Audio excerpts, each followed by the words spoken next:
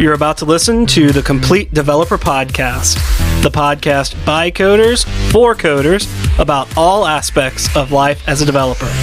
I'm Will, the curmudgeonly experienced developer. And I'm Beej, the optimistic newbie developer. Welcome to another episode of Complete Developer Podcast.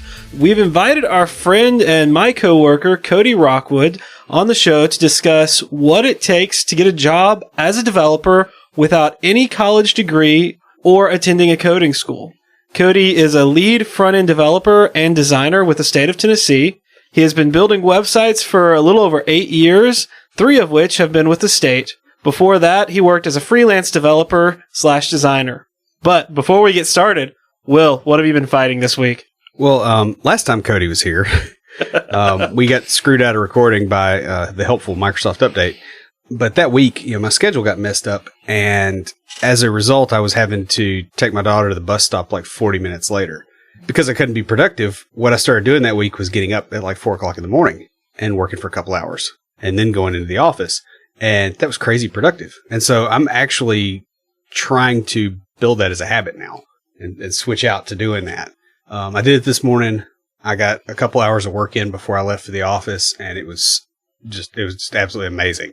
Yeah, I'm glad we're not roommates anymore. Yeah, well, it's working like a champ. So I'm continuing the experiment, and I want to see kind of where this goes. It seems like that's it was a pretty happy accident from what I went through. The other thing I'm doing right now is I got my Linux boxes up and working, like everything's just smooth. And I've done a fair bit of config, and I've got a few scripts and that sort of stuff. I'm going to have more scripts later. And it occurred to me earlier this week, I'm like, hey, I'm not source controlling these. Like, I don't even have backups. Huh. And I've got to figure out what I'm going to do about that. And so that's the other thing I'm planning on doing this week is just getting a handle on that. I don't know what other people do. So how about you, Cody? Firefighting. That's all I'm doing right now. Firefighting. Little fires here and there, helping Beej kind of figure out what we've got in front of us for the next year, and essentially handling 12 developers. That's what the tough part is that I've got my work to do, and then I've got to handle 12 other developers that some of which, actually a lot of which, are very junior, need a lot of questions answered. They're not used to working in. So that is your work.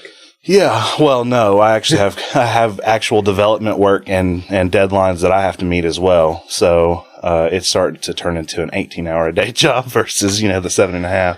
That's familiar. Yeah, it's been interesting. Well, speaking of work, I've been fighting ORMs, trying to get it to update nested lists without losing data or nulling fields. Cody's been in on this a little bit. I thought I'd solved it, but then we realized we couldn't remove an item from the list, so it would just add new ones. And the temporary solution was to always send the entire object from the UI to the API, but as the objects are getting bigger, that's going to become an issue. So I'm working on a way to send only the fields that need to be updated, and also allow items to be removed from a list. It's kind of a complicated, abstract, and really interesting problem to be working on. It's kind of cool. But speaking of complicated and abstract, I have something I think is a little interesting for IoTs. So let's go ahead and roll the music.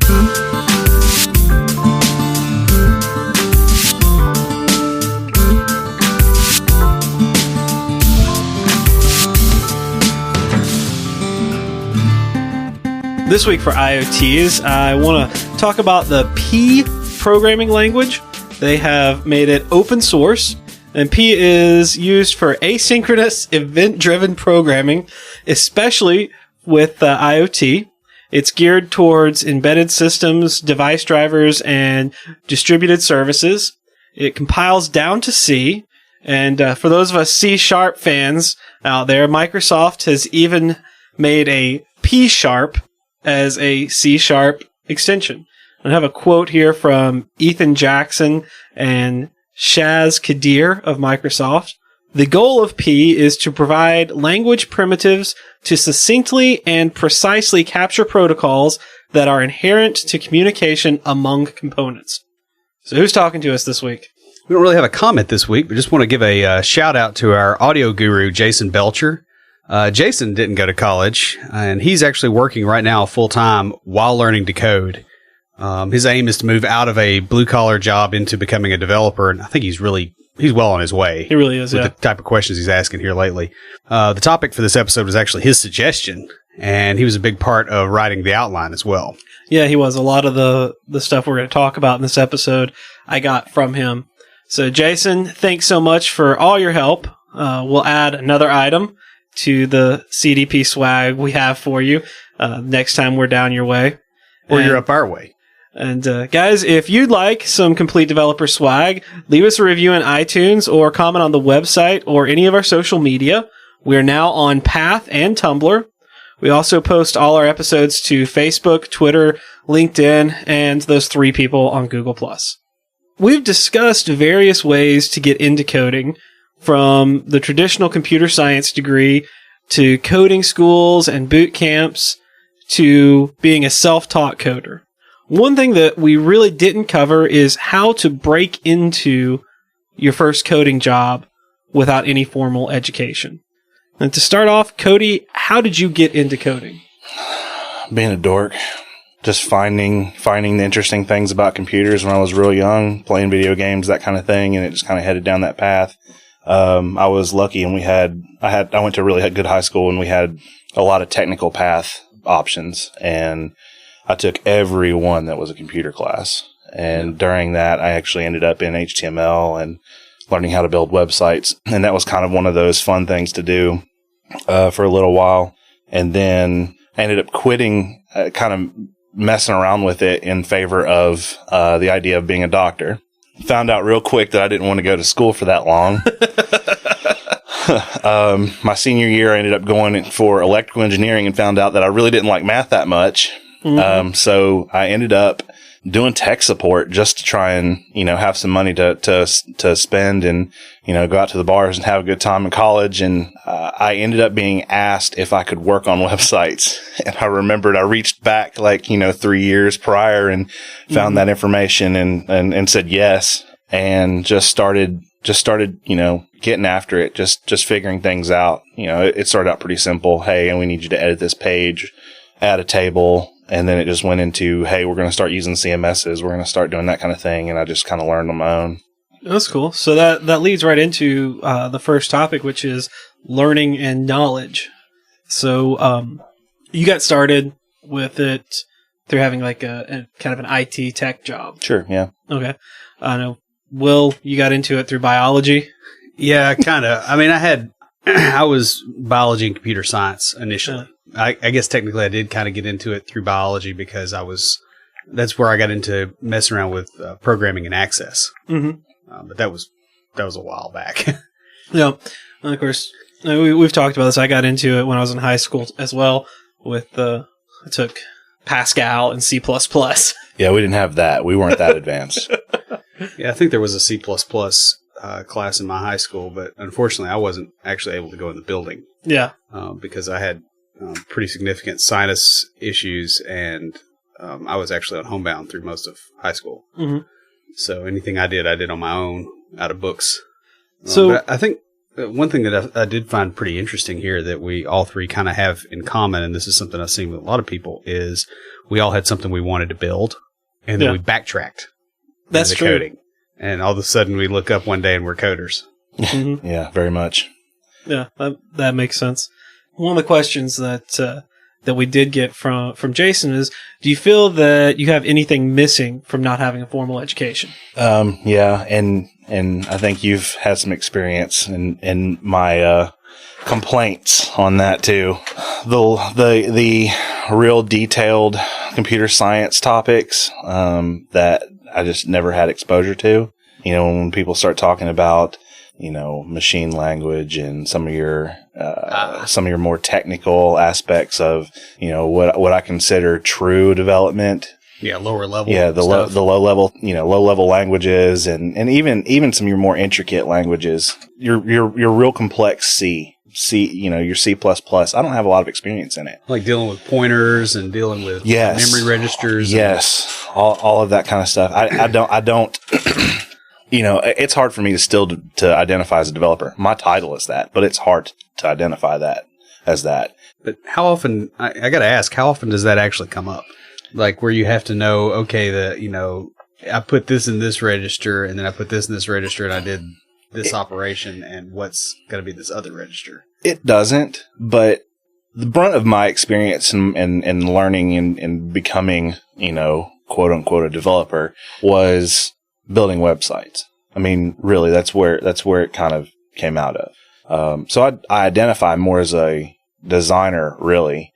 And when you get into even .NET, I don't have a lot of experience in any of their languages or, any of the what I consider true development languages. I can build things in Angular and JavaScript and that kind of stuff, but I guess there'd probably be an argument across the industry on whether that's truly development or not. But yes, I would argue that it is. And maybe it is, but I don't feel like it's personally. I don't feel like it's the really in-depth stuff. And when I start, even when I'm trying to solve my own problems, I'll get into a hole fairly quick sometimes that I just don't quite understand, and I have to work really hard at figuring it out.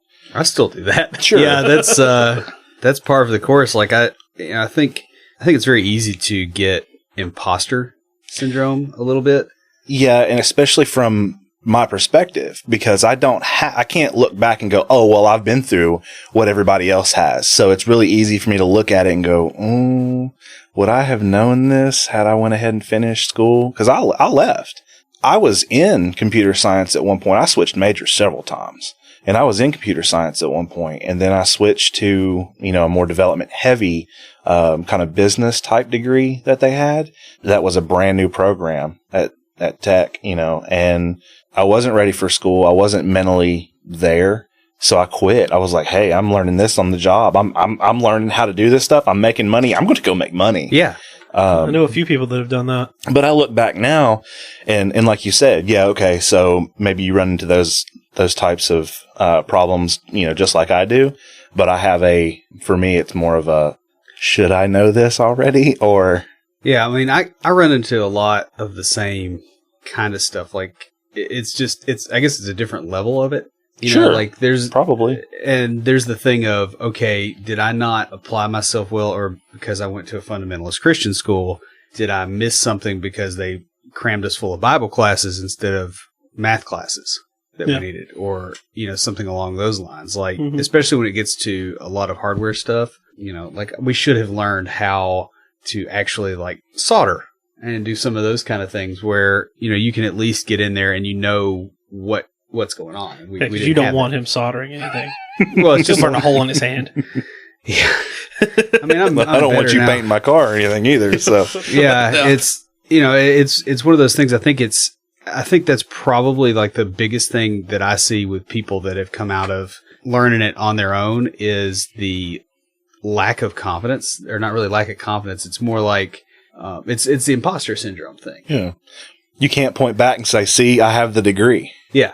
You're kind of riding on your own experience. But I just think about the ones I graduated with, I think there were probably a dozen of us, and I think one guy may still be coding other than me, and the rest of them have dropped out of it and they're doing other things. And I don't, honestly, I don't think the stuff I learned in school is even that broadly applicable, compared to what I've learned on the job or learned. Yeah. And maybe that's the thing too. I think, that fire to learn and to kind of get through the problems is really what makes, someone capable of being in this industry. It moves so fast that. Well, I mean, yeah, the computer science degree probably would have helped out with the conversation I had today, which was, it was with someone who had a computer science degree. I asked you about link queries being faster than for each loops. Oh, yeah. Because he was asking, well, why would you do this instead of that? And my question is, did you have this when you first, like that feeling when you first started, or has it been more as you've gotten into management? Certainly more as I've gotten into management, because I have bigger and stronger questions coming at me, especially now that I'm in the position that I'm in. It's, I'm truly in a development position, and I'm title is lead, but I serve as a manager really, and, helping junior devs and wanting them to succeed. Some of those, and it's not succeed for the company. I want them to succeed, so I want to set them up with the right knowledge. And, me just firing off an answer and be like, it'll be all right. That may not be the right thing. And that's teaching them something really early in their career that may get them into trouble later. I care a lot about that. So it has been much stronger here lately. When I was younger. In my early 20s, I was pretty aggressive in the way I spoke about things, the way I did things. I was very, I'm going to get it done. It's no big deal. Watch this type thing. There's something to being a junior developer affords you a little bit of that bravado. Well, there's somebody that can jump in and bail you out. Yeah, that's really what it comes down to. It's like being the small kid that picks the fights. It's got the huge older brother. Yeah. And then all of a sudden, at some point, you're the huge older brother, and there's these other huge dudes looking at you, and you got to protect your little brother, and it sucks. Yeah. And that guy writes both your paychecks. Yeah. Yeah. When I read Sonny Barger's book about being president of the Hells Angels, and he was talking about prospects are some of the wildest, craziest guys because they have nothing to lose and everything to prove. Yeah. And that's, in a way, what a very junior developer is. They've got, nothing really to lose, especially the younger junior developers, because, they can change careers if they really have to. Or go find another job. Yeah. Yeah. Because nobody expects that much. And then once you've built something, suddenly you have risk. Mm-hmm. Exactly. Yeah. Yeah, that's a big thing. Like, I feel that pretty much continually. It's like if I do something, massively stupid, that's going to get around town, especially now, with enough notoriety that we have. It's like it's always sitting there like, this could blow up in my face and everybody's going to know. Yeah, but isn't that part of it? Yeah, it is. I look back at, and I've consistently, I don't know if it's just my personality or whatever, but I've consistently, no matter where I've been, have been on the leading edge of pushing change. Of, hey, there are better ways to do this. Let's go do things the right way, And when I was real early in my career, I didn't look at the risks. It was, this is the way things should be done because that's how the industry is moving. Let's go. Yep. And there was no one to save me. I was at a small company. I remember we had internet service. We had dial-up internet service providers in the building. And I remember our SMTP server went down one time. Just like borked, done, smoke rolling from it. We had no backup. We were in trouble. And I remember my boss coming to me and saying, "Can we build one?" That's how I learned Linux. Yep. It was, yeah, sure. I'll build one on CentOS. We're good. Yeah. Wow. Yep. The next week I spent I was in there at 3 a.m. and just banging against every help forum I could find, every how-to article, figuring stuff out. Back then, I didn't care. Now, if I tried to do that, I'd be like, oh gosh. Yeah, the anxiety would get we're in trouble. The actual thing, Yeah, I mean, that's a pretty big piece of it. And I think probably the formal education allows people to feel like they've gone a longer period of time and not blown everything up. Sure. Just because they had 4 years in college with no actual real risk, but they felt like they could. Yeah. Well, it's like an extended adolescence in programming, so to speak. Our college experience was. Well, yeah. Well, that's different. Yeah. It wasn't like an extended adolescence. It was. Well, yeah. But I mean, you're right. You get thrown to the wolves. When you enter the industry, I mean, even as a junior, if you can't perform, you can't perform. Mm-hmm. Especially in small shops and stuff. The environment today, you find yourself in a startup or some young hungry company trying to just get into the market because it's so just saturated. Yeah. That if you start making mistakes, they're not going to put up with you. And it's there's 100 other junior devs. Yeah, with remote work, you can be in nowhere USA and be the only developer that they have available in that town, and it doesn't matter because they're going to go to New York or Nashville or somewhere else. Yeah, I was going to say it's interesting because there's an abundance of junior developers. Something that I was keenly made aware of when I was job hunting. But there's a shortage when you get up to mid and even more so senior level. Yeah, it's horrendous right now. Yeah. It's 2 or 3 recruiter calls a day. Yeah, I'm getting about 2 or 3 a week. Yeah. See, I have insulated myself from that because I'd be real tempted. But the interesting thing is, yeah, sure, there's 100 junior devs. Mm-hmm. None of them are any good because they don't present themselves well. Well, and even your mid-level. And they're not hungry. High level. There's, you look at how many bad ones there are. On that, we've talking about presenting yourself. How did you build a strong portfolio? Doing things. I mean, that's truly what it was. I found a job. I was making $6.25 an hour. It was basically, okay, you're doing this on the side. And I started doing stuff and I earned credit there. The boss would say, hey, can you do this? Yeah, I'll figure it out. 2 days later, it was fixed. Mm-hmm. I remember everything was in tables. This was back when we were doing that CSS transition on the web. Yep. Mm-hmm. And everything was in tables and they were behind the curve. People had largely, your bigger industry, had largely switched over to tableless design. And I remember I found out about it and I'm thinking, why are we not doing this? I go to him and I say, why aren't we doing this? He said, well, we don't know how to do it. I'll figure it out. And then all of a sudden I'm doing tableless design and learning the newest techniques. And you can carry those to your next job when you say, well, I've been doing this since, X. All of a sudden you have a portfolio and people are going, oh. And then when, and I've used I taught myself pretty strong. I'm pretty solid going into interviews and saying, I taught myself this. So I have no worries about learning what you need done here. And that goes a long way.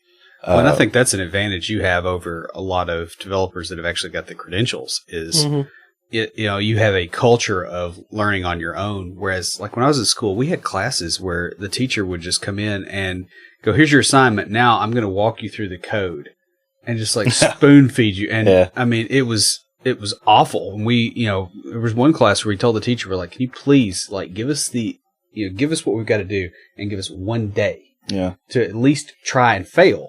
If we're going to do that before you start putting the code on the little projector slides. Yeah. So you can have the aha moment. Yeah. I was banging my head against this last night and I couldn't figure it out. Show me where I was making my mistake.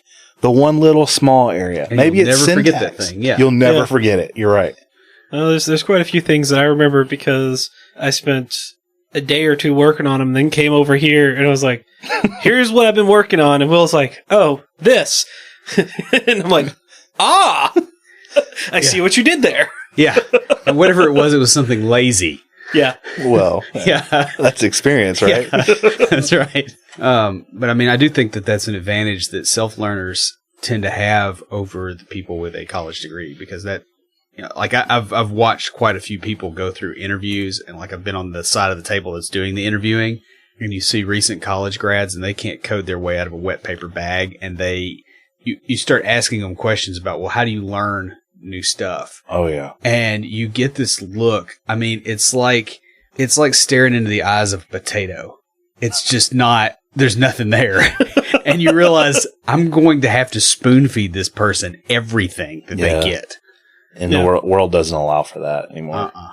For those that have that drive, but let's say are in a position where they're not in the IT industry or they can't go leave their job and go get a $6.25 job. Yeah. Yeah. That was all beer money. So. Yeah. Do you have any suggestions for them for building up a portfolio? I mean, and there are a lot of people, not just in this industry, talking about, the side hustle. Mm-hmm. But if it's something you want, you just need to start.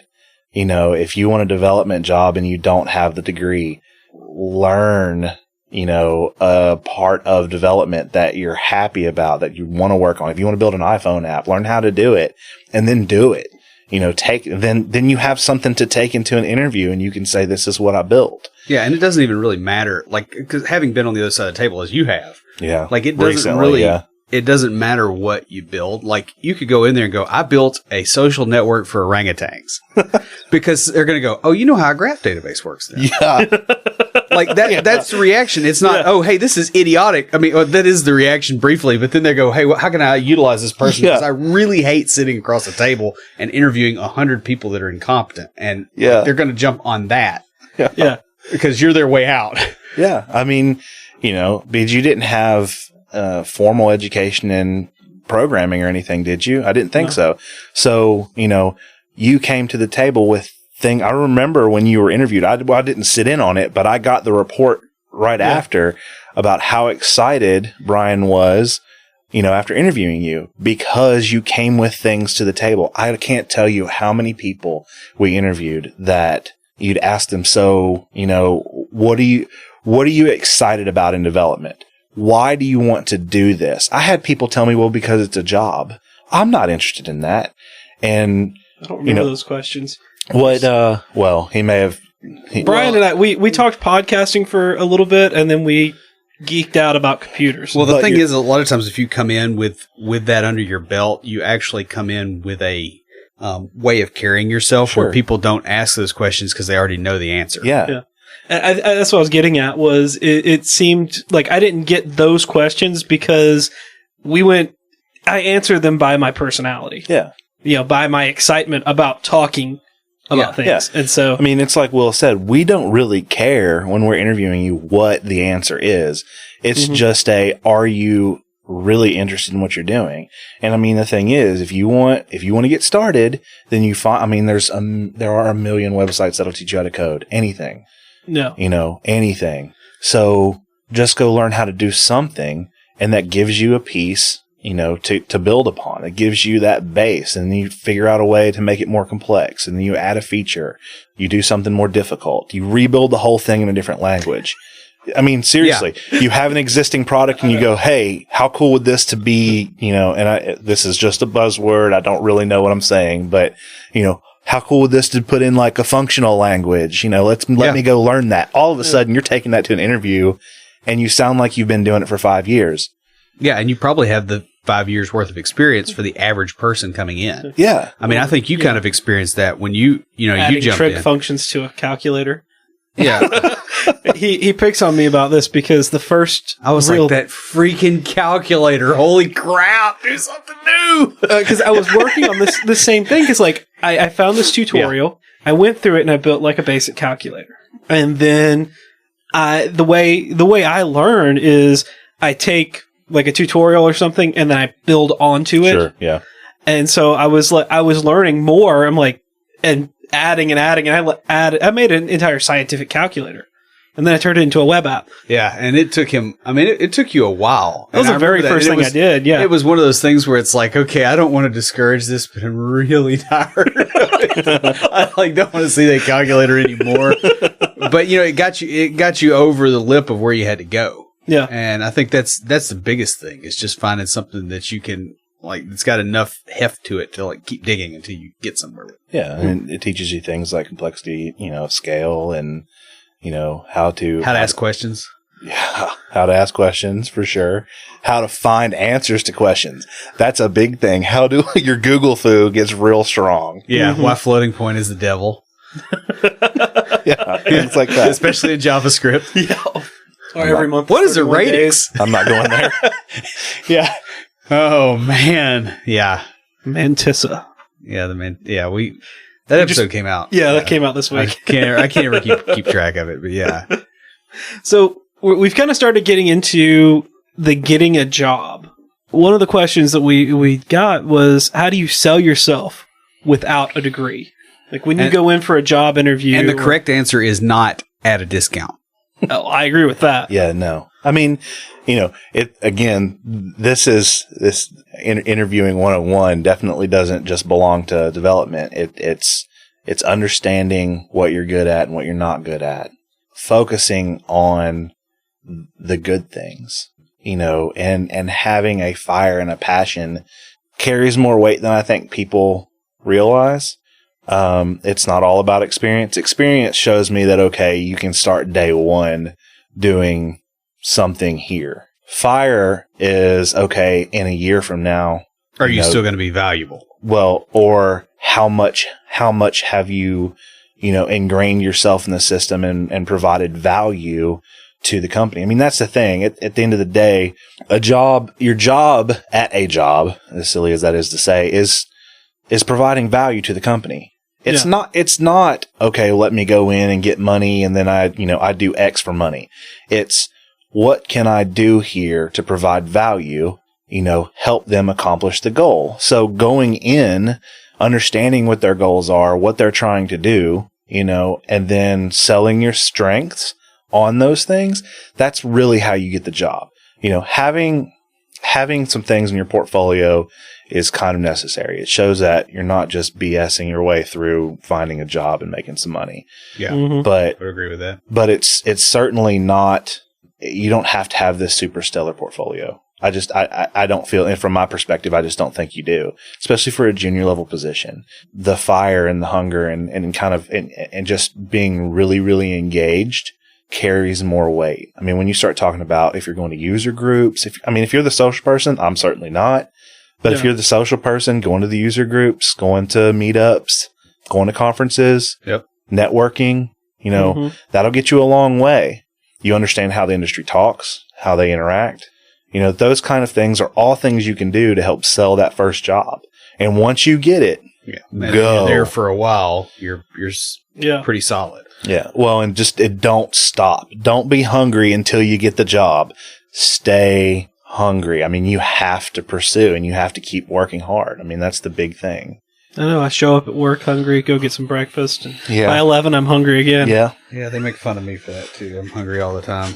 But, I mean, it is a thing. Like, I don't know how many developers I've watched actually kind of run themselves out of the industry by getting to where they're content and sitting somewhere for, I knew one guy that sat for like 8 years and was doing like Access VBA and VB6. And this was well into when .NET was available and everything had switched over to it. But, he was, I can go home and I can do my own thing. And, I'm not really interested in learning all this other stuff. Well, he ggets downsized and guess what he gets to do? Go home and learn all that other stuff. Yeah. When he's got a mortgage now that he's got to figure out how to pay. Yeah. Right. And that's not a good place to be. No. And it's also kind of miserable too, because like, I don't know a whole lot of people that are really happy continually doing the same thing and it not evolving over time. Like you really have to be a certain kind of person that's probably not going to get into development in the first place. Yeah. To be okay with that. Like you're probably going to be bagging groceries or something along those lines. Yeah. I just don't see a whole lot of people being successful. And I've seen a lot of people come and go, who can be complacent and be comfortable, Sure, maybe they'll have a bad week, but you can usually tell that they'll start getting antsy or, and I've even had the unfortunate job of sticking someone in maintenance for a while. I mean, we've got people today that are in maintenance and I can tell the ones who want out and the ones who don't. And the ones who don't start making me question why they're here. And it's not a, malicious thing. Even for them. I mean, we've talked about what we can do to fire them up. And, from my perspective, maybe letting them go gives them that fire. Maybe that's the only way to help them succeed. But complacency is a bad, bad, bad place to be. Oh, yeah. So another thing under getting that first job that we've had questions about is kind of getting past human resources, especially dealing with the you must have a degree attitude. Can I speak to that for a moment? Go for it. When they tell you must have a degree, that's a place you don't want to work. Unless they're doing something like really hardcore, like, okay, they're doing AI. There's a lot of math around this, or there's something, legit computer science, difficult stuff. If they're saying that, it's because they're credentialist whores and you don't want to be around them. I don't know of another way to put it. I agree. I mean, I'm at the state and they don't require a degree. One of the most archaic, government, driven agencies that, you can look at and you say, okay, well, the state, of course they're going to require a degree because that's just the thing. They don't. Experience. They require some experience. And I'll put it in a different perspective too for you, because this will maybe make a little bit more sense. Because you get on Tinder sometimes. When you see a girl that says, basically, she's not interested in any guy that's shorter than 6'2" and making less than six figures. Bye, Felicia. Yeah. Like, you kind of know what that's about. Like that tells you everything you need to know. So like, don't go, I've got to get around this so much as thanks for saving me the time. Sure. And I mean, when you start looking at how many places there are to get, jobs, being a contractor is not a bad thing. There's a ton of places to go get piecemeal work and contract work where they're lighter on their interviews because they, if you don't perform, they can cut you loose easier. Mm-hmm. So they don't have an HR department for you to deal with. And that gives you some experience to kind of build on. But there are so many places now that the industry moves too fast, and everyone, especially by now, is aware that education is just not where it needs to be to really set you up for success. So education and experience, to me, experience would outweigh an education. I would agree with that. And the other thing that education does for you is it gets you big fat student loans. Yeah. Mm-hmm. And you spent 4 years learning, Fortran or something. I mean, like you're learning something that's just ancient compared to what's actually going on. Typically, you don't learn how to work with other people and just a lot of other stuff. And it's like, this person has willingly taken on things that really are kind of baggage. Well, see, my suggestion would be, I agree with you guys on that's a good sign of you don't want to work there. Yeah. My suggestion would be taking on small projects. Yeah. To start off. Sure. Yeah. And that builds up that'll help build the portfolio, but that also just builds up your experience doing work. Because that's how you had me start. Because I started off coming over here learning, and then did the apprenticeship, and then towards some work for me, towards the end of that, I started taking on clients. Well, it's the sort of thing too where you have to take risks to succeed, but you can be smart about the way you take risks so that in aggregate there's not a risk, and that's done by building up slowly versus taking one big risk and then doing it when you're not ready. It just doesn't work. Well, and I mean, putting all your eggs in the I'm going to go get a corporate job basket is a probably bad idea too. When what if you put all your work into that and it takes 6 months and finally you get the job and you get there and you hate it? Yeah. No, that's true. I mean, corporate environment, I'm certainly not a big fan, and I've done a lot of work trying to break that down on my team, but it's not for everybody. I always wanted a corner office view. Good luck with that. Yeah. They don't give those to developers. They put us in the basement. Yeah, they don't want to look at us. And I don't want to look at them. Yeah. Hey, I like our basement. We got murals. We do. But yeah, the corporate job thing is a whole nother thing too. It's very easy if you aren't careful, and I think that especially at the lower end of the skill level to end up in a place like that. It's a sweatshop. Mm-hmm. Yeah.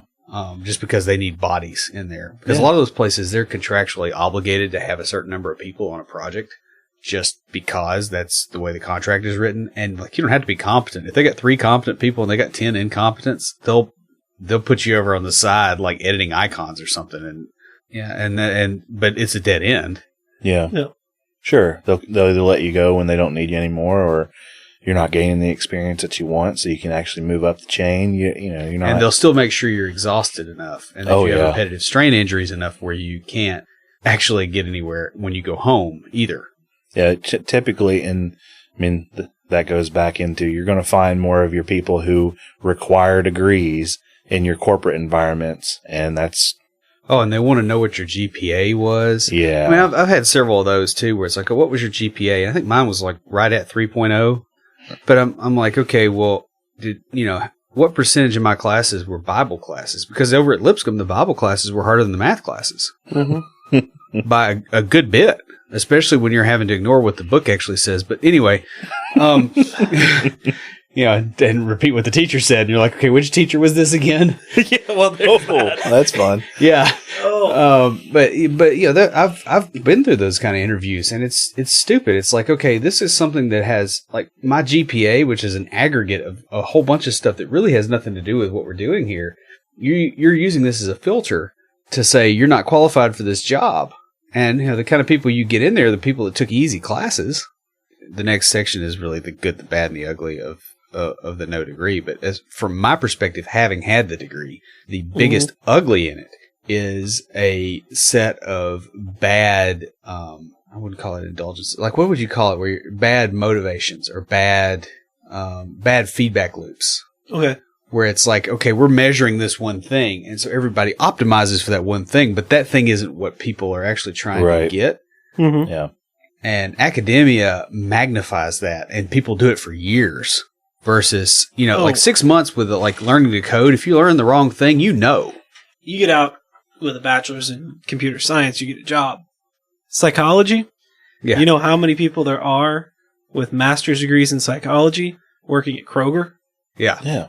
Because, well, when I was in the grad program, they didn't want me to have a job. They didn't like the fact that I worked as a non-licensed counselor, leading groups and stuff like that. But I was actually out there doing the kind of work that I was going to do with a master's degree. My friends, most of them were working too, and they were getting, they were seeing what it was like. I think I got out of psychology altogether and went a completely different direction, but most of them stayed in it a good deal of them got their PhDs later, but the ones that worked were the ones that stayed in it. Sure. And they saw what it was like. Yeah. And it's so different what they teach you in school to the reality. Well, yeah. I mean, how much, when you said that computer science degree gets you a job. Yeah, okay. But how good are you at that job? Are you miserable the next day? You're as good as your best professor at most. Yeah, but at what? Your best professor is getting paid a probably lower salary. Actually think about that, because I had one or two who were legit, especially the ones that came out of like high energy physics type stuff, or EE or something like that, and then they went into the comp sci. I mean, those guys were good, but then I had a few others that were like, oh yeah, they were straight up comp sci people, and they had always been in academia. They had they would tell you what the real world was going to be like when you get out. And it's like, dude, you've never been there. Oh. And you remember that conversation that I had. Oh, yeah. Well, it's like I was talking to some recent graduates from a coding boot camp. And they were telling me that contractors make less money than permanent employees. Only if they really are terrible. Yeah. Yeah. I'm like, no. I was like, now, when you look at all the benefits and stuff, that it kind of balances out. But I was like, because they were saying, oh, you don't want to be a contractor. And they were also saying you don't want to work with recruiters. I'm like, then how are you going to find a job? And I'm talking to these guys, and I'm like, how long have you been out of work? Oh, 4 months, but, any day now. Yeah. But they were told in school that, not to work with recruiters. Yeah. And then I talked to some of the others that ignored that advice and worked with recruiters, and they all have jobs. Well, because they realize what the actual goal of what they're trying to do is. Yeah. And there's also a lot of stuff that comes out of academia that is very purist. Mm-hmm. And that's one thing I run into a lot. Like, oh, I need to know that this algorithm has this, a growth rate of, of O(n) squared versus O(n) or, O log n. It's like, well, how many items are in the set? Well, there's only 10 items in the set. It's like, that doesn't matter. Right. Yeah. It doesn't, you're not getting a CPU tick worth of difference. Yeah. Yeah. What functionally works in the real world. Right. Yeah. And, and when you start looking at the difference between what your professors are telling you and what people are actually looking for, how much did you work on a team?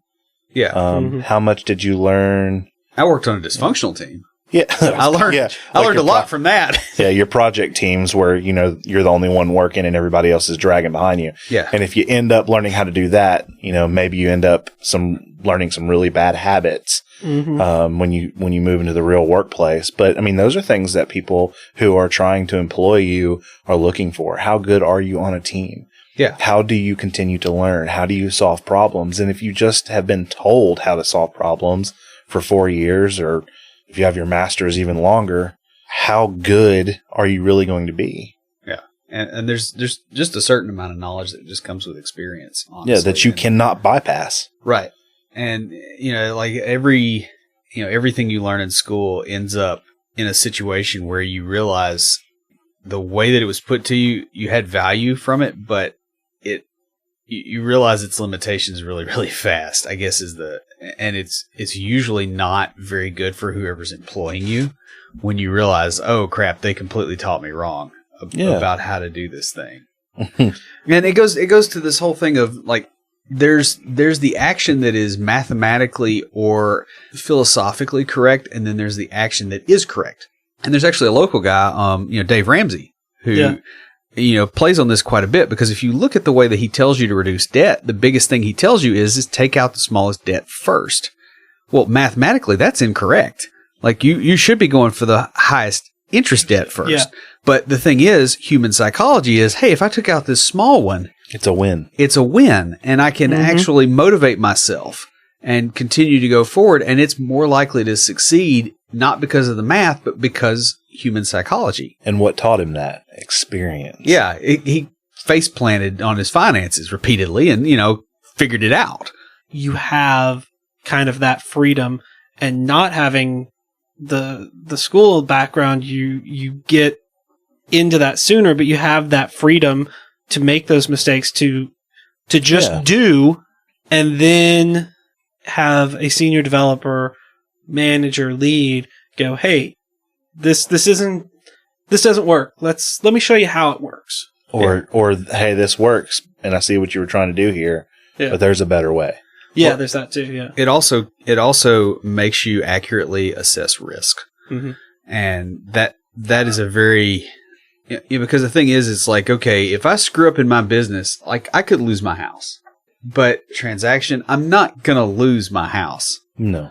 Over that, unless like you're like doing something massively illegal, like that. That's not a thing, right? So I can accurately assess that, and I can go, yeah, I can take this risk and be okay with it. But if I'm going, oh, I have a master's in business administration, suddenly I have my ego in the mix, and that will make me do stupid stuff trying to not lose $100. And I think that's the big thing that this really comes down to. Yeah, I mean, I think, well, and one of the funny things that I'll do, I'll edit right on a live server, live website, and just go edit it. I get frowned upon for that a lot of times, but I have learned to accurately assess the risk of how bad do I think I'm going to mess up? And if I do mess up, how do I get out of it? How fast can I get it fixed? Right. So, and I've learned the certain things. I mean, I've dropped a database before and didn't have a backup and went, yeah. But, that was in the past, Yeah. And now I know, okay, there are certain things you check off before you make X decision. And even if it's on the live site, you can still get it back real quick. And I mean, I've unfortunately had to do that quite a bit. Yeah. I've had one of my, Because Cody was the one that told me to back up the table before I dropped it. I talked on the show about my first drop table. Yeah, that was my experience. Back it up and drop it. What's the worst that could happen? It's in a dev box. Zero risk. As far as I'm concerned for management, zero risk. Especially if you have a backup. Yeah. I mean, I've had juniors working on the live site before, and they fired an infinite loop and the whole box crashed. Yeah. It wasn't a big deal. The site was down for 2 minutes. I call up our vendor and said, hey, reset the server, and I'm going to go kill this thing while you watch it send a million HTTP requests at you.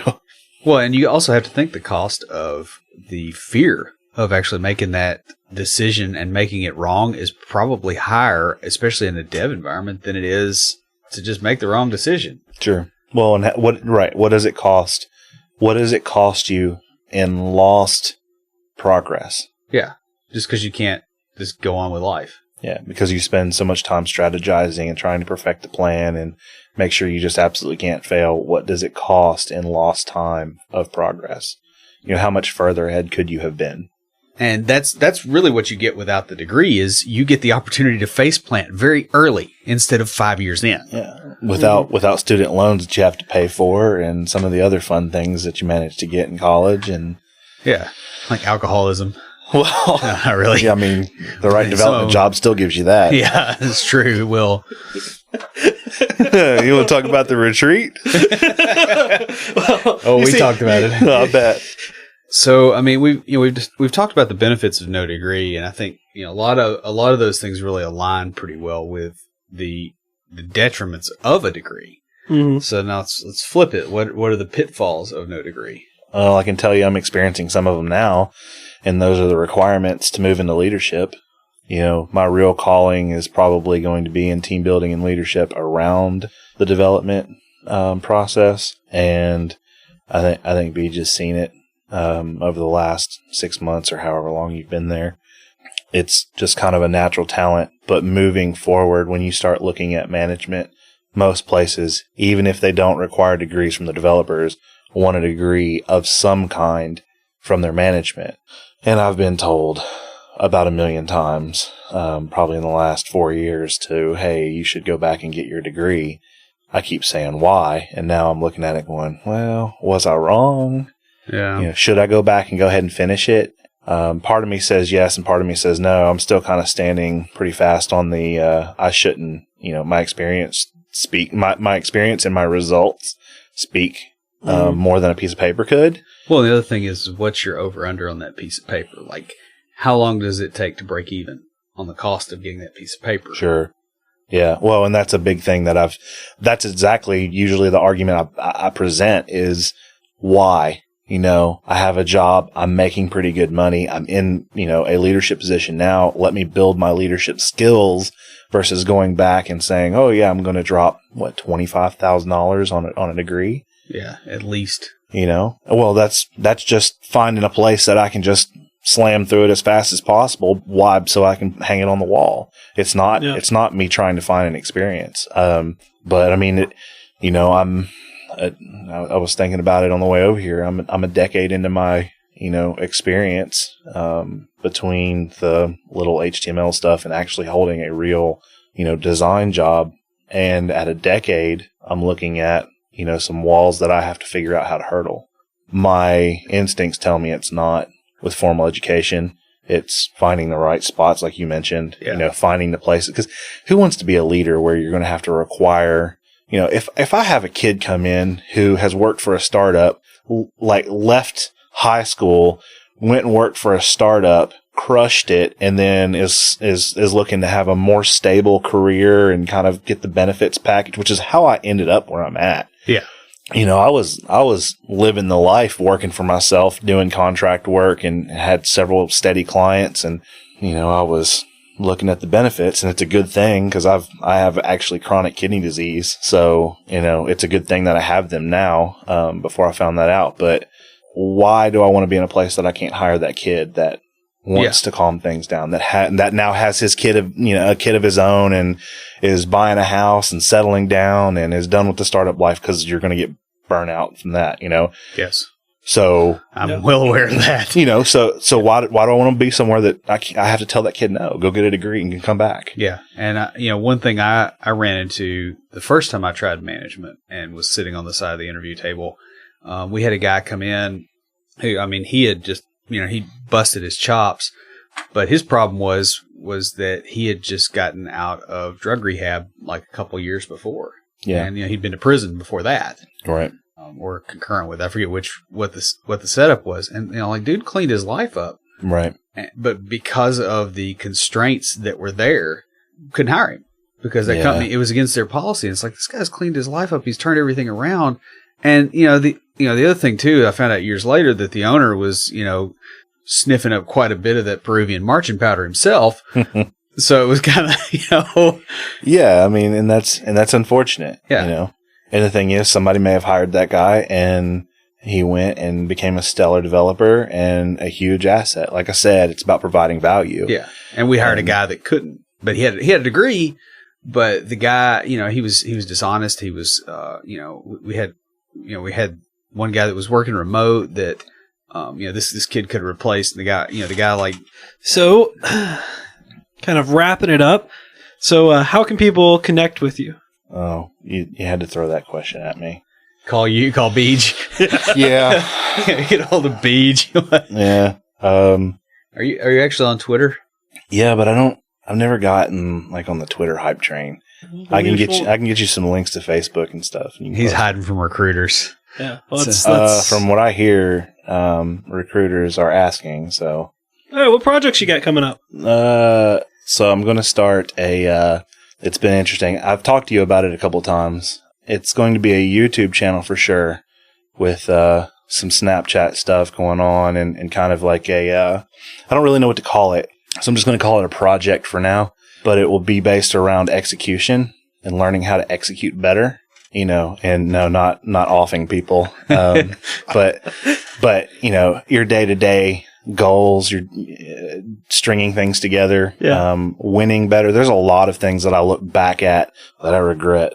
Yeah. The degree's not one of them, but, you know, I was a football player that could have probably done better and went and played somewhere had I put some effort to it. And, you know, there's a lot of other areas that I've looked at. I mean, my business, I was winning big, and had I really executed and kind of understood what I was doing, I could have, or just worked harder.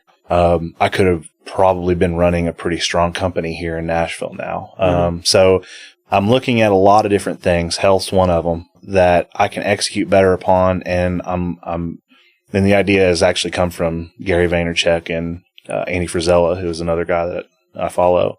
They've both independently kind of talked about, hey, wouldn't it be cool if someone kind of talked about their rise, you know, in quotes, to success? And I that kind of stuck with me. So it's kind of talking about how do you build that execution mindset and start knocking goals out and the process behind it and that kind of stuff that I'll probably start putting together. That'd be really cool. It's really scary. That's what it is. Well, when you get it done, let us know, because we'll definitely let everybody on the show know about it so they can check it out. For sure. But that pretty much wraps us up. Before we close it out, Will, what do you have for us this week for Tricks of the Trade? Well, it's, you know, this is something that you know, I think has really come out with the whole thing of, you know, skipping the college and going, you know, straight on in and learning things, and that is the value of actually executing.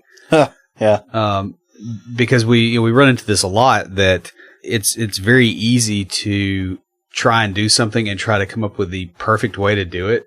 And that usually ends up wasting a whole lot more time than actually doing it right, or, you know, jumping out there and, you know, having a reasonably decent way of starting and then iterating on that. Yeah.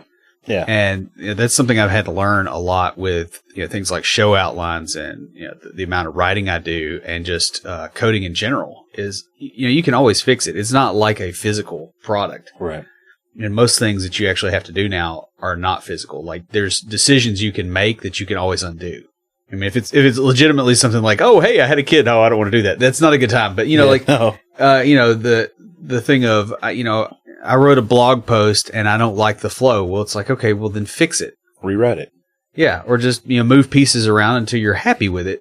But doing that versus, you know, spending a exorbitant amount of time actually outlining, you know, it doesn't really add a whole lot of value. Well, I mean, Facebook lived for so long on move fast and break things. They still do. You know, and that's, well, but I mean, look at the amount of things they've built. Yeah. Mm-hmm. And if they hadn't have just did it, well, I mean, where would they be? Look at Alexander the Great. It's like, hey, I got an army. I have a small army. I think I'll conquer the known world. Yeah. Right. You know? Yeah, we're just and then die of swamp fever. You know, hey, that didn't work so well. But, you know. I mean, look, it's it worked until it didn't. Yeah. In a way, in a way, it is iterative. Let's say that I wanted to see the Upper Peninsula of Michigan, right? And I could sit here in the driveway and I could figure out my exact route and every turn, every stop on the way, or I could just start going north and set the GPS as I'm going, and I'm already moving. Legally, you're not supposed to be setting your GPS while you're driving. Well, there's just a lot of things for now, and you'll see this, and you've seen this with business people, right?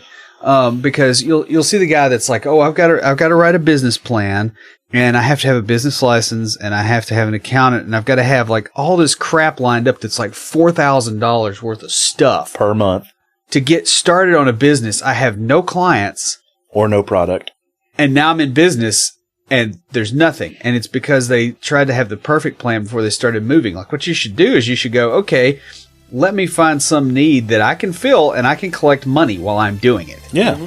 And then once you have money, then you start getting those things. Yeah. Like, they'll let you slide a little bit. It's like, oh, well, you're kind of running a business, but yeah, it's like, I'm losing my hind end. I guess that's about all I got.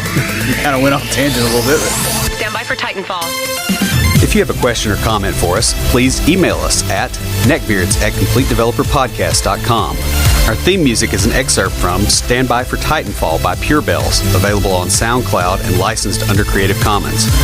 The intro music for IoTs is Hillbilly Hip Hop by Jason Belcher.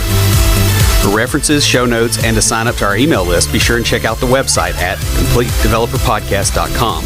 You can also follow us on Twitter at CompleteDevPod and like our page on Facebook to keep up with the news about the show. Thanks for listening. See you next time.